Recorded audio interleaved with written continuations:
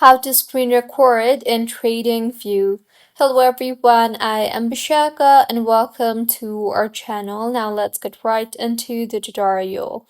Firstly, go ahead and open the TradingView that you want to screen record. TradingView now allows users to screen record their view by simply using the inbuilt screen recording tool. So I am using my Mac, so if you are using your Mac too, then simply press the Command Shift and 5 buttons on your keyboard and you will see the record button.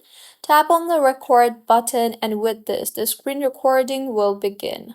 Once you are done recording the screen, simply tap on the stop button you see there, and with this, the screen recording will be saved on your device. You can then go ahead and navigate to the screen recording saved on your device and further use it for future purpose.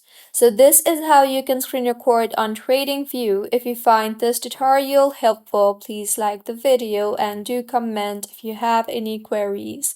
Also, do subscribe to our channel for more helpful tutorials like this. See you on the next one.